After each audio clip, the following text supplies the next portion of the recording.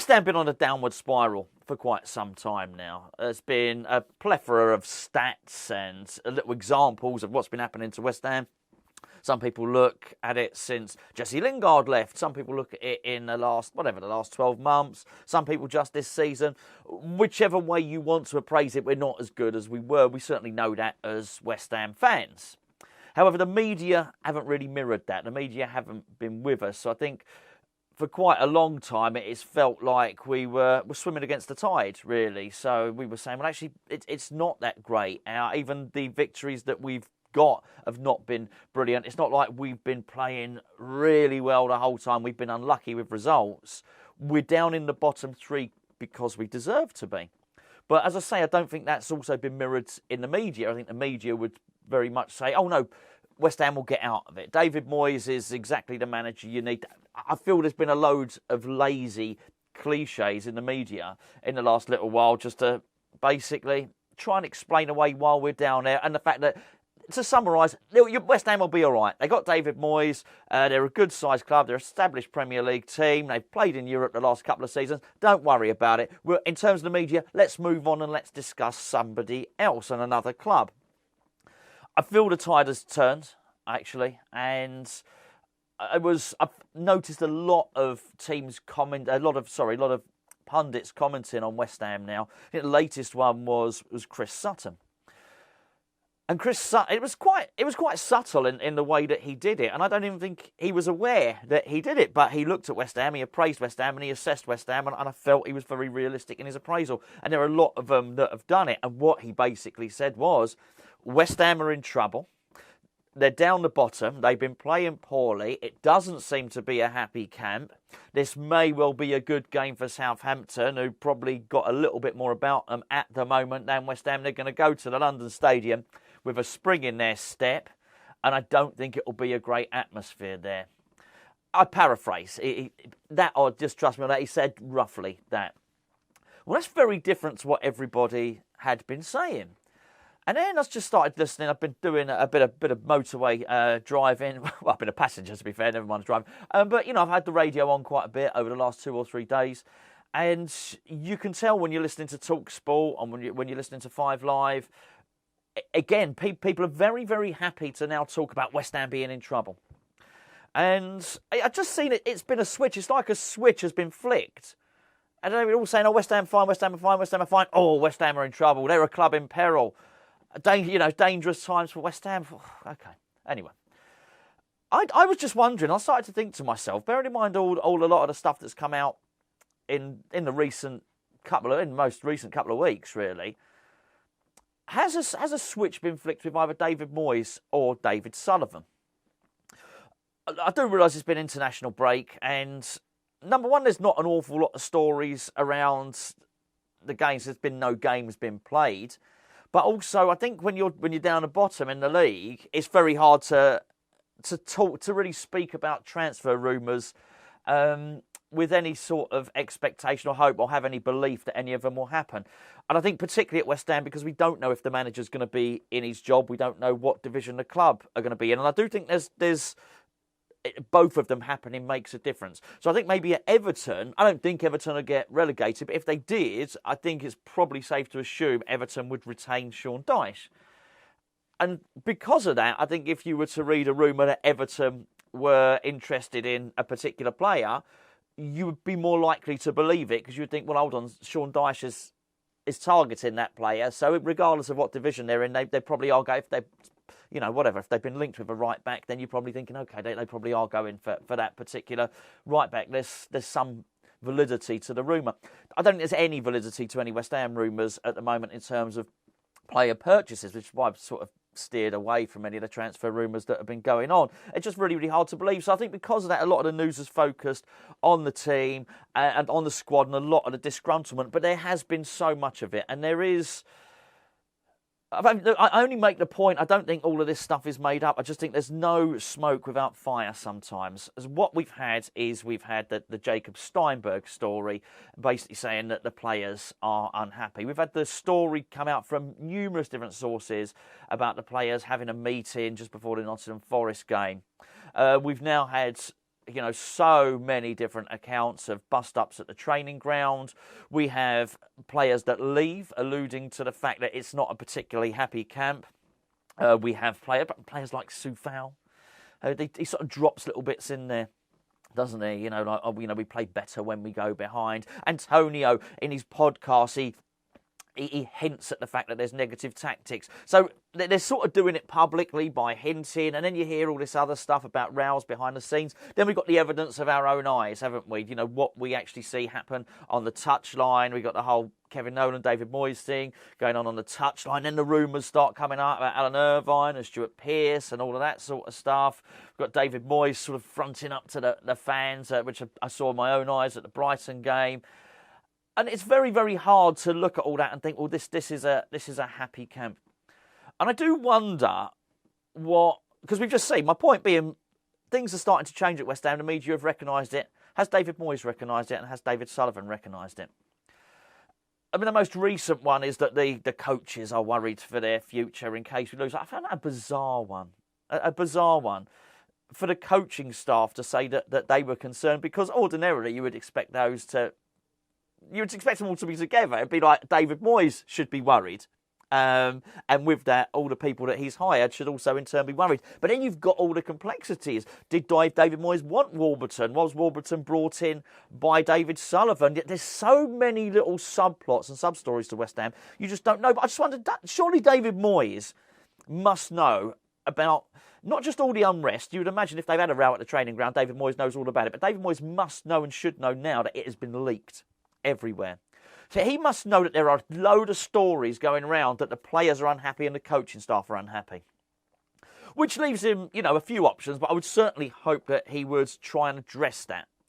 And not in an aggressive way at all. I hope he appreciates what we need most for the rest of the season is a little bit of harmony. Now, I was going to say he's not going to be replaced. I do actually think if he lost to Southampton, I think he would go, but then it comes down to, and I've been saying that for a long time. I really have, and I say it because I believe it, but I've believed it every time I said it. So I'll probably, you can believe something and still be wrong, can't you?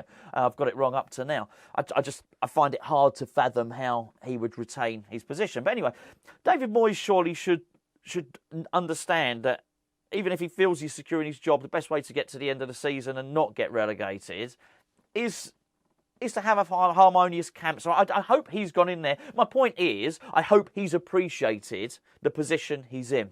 I hope he's appreciated it's not a happy camp. And that goes back to Sullivan now, because the one thing I've been thinking throughout all of this is, why doesn't Sullivan act? Why doesn't Sullivan do something? Because first of all, you've got the question, why doesn't Sullivan do something with the evidence that's in front of his own eyes? He's seen us become worse and worse and worse over the last 12 months. Why isn't that enough? Okay, even if you're not going to trust your own eyes in the way we play, at some point the mathematics of the Premier League show you that we're not doing so well. So, we get into the relegation zone, we flirt the relegation zone. At that point, why doesn't Sullivan then think, okay, I'm going to act, I'm going to do something? Again, we've spoken about this ridiculous comment that came out that David Moyes is going to be with the club even if we get relegated. Not sure I believe it. But again, where are you getting this faith? I think I just call it faith. This faith and this hope from that he's going to do a job there when there's no evidence. At some point you think, okay, Sullivan, when's the evidence going to start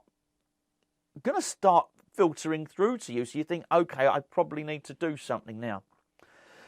And even if you discount all of that, there is no way that Sullivan doesn't now know that there are I was going to say a million rumours, not a million rumours, but there are a load of rumours going around that the coaching staff are not happy and the players are not happy.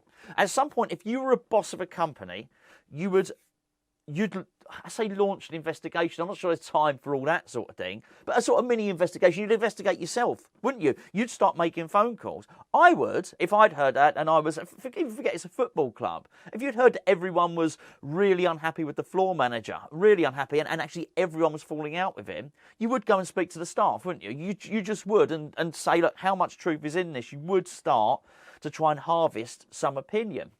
I've spoken before about how it concerns me that the conduit between the dressing room and the boardroom is Mark Noble because I feel he's compromised. That's why I wanted to see an outsider come in. Not I don't want Mark Noble to come in, I do. But I just feel at the moment he probably knows too many people in the dressing room. That's why I wanted him to almost do his apprenticeship under, under whatever, Ralph Ragnick or David Dean or somebody like that. Because I do feel that conduit where the information passes between the dressing room and the boardroom is really, really important. And because he's compromised, I just don't think it's the best thing. But that's all gone now. That doesn't matter. There's no way that David Sullivan doesn't know that something's wrong.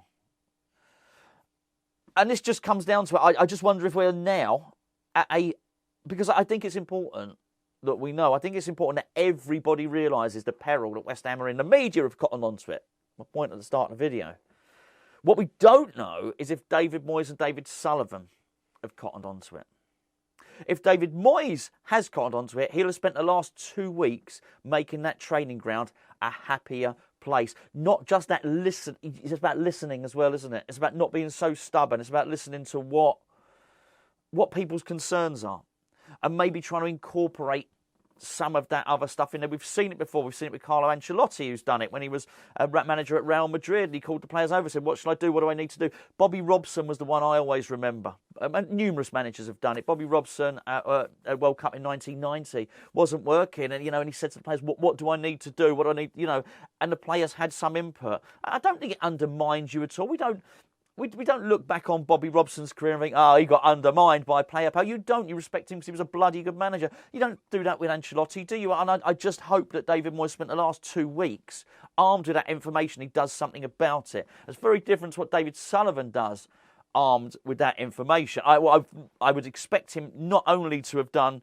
his due diligence in terms of speaking to the staff, I also would have expected him to speak to David Moyes and say, what is going on here? It's a multi-million pound gamble we're having here. You cannot have all your staff walking into training, oh God, not looking forward to it. You cannot have that. We cannot have all the people working under you depressed, basically. You're going to need to lift them. You're going to need to do something. I would hope he's had those conversations. But ultimately, if he has realised, I think the full gravity of the situation that West Ham are in, if he's done that, and then we get to Southampton, I don't want to talk overly about Southampton. Myself and Gio are going to do a preview about it, which will probably go up later on today. And I don't really want to preempt what's going to happen because I want us to win. I desperately want us to win. That's my chosen course. David Moyes turns it around for this season.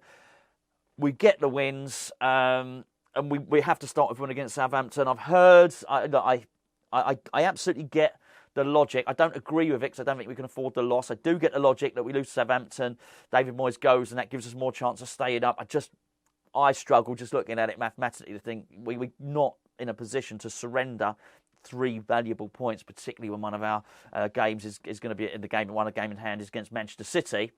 I don't think we're in a position to do that. So that's my chosen course of action.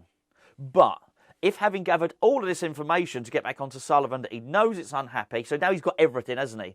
He's got the information, the anecdotal evidence coming in, the stories from the training ground and the players, that everything is not good. He's got the hints that he can hear from people's podcasts and interviews, people like Soufal and Antonio, so the evidence is building up. He's got the evidence of his own eyes to see that the team are playing crap.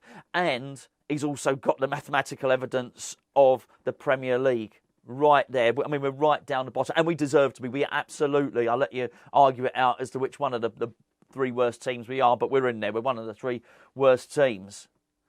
Armed with all that evidence, and he's got it all now. If it doesn't work out against Southampton, he has to do something. He has to do it very, very fast.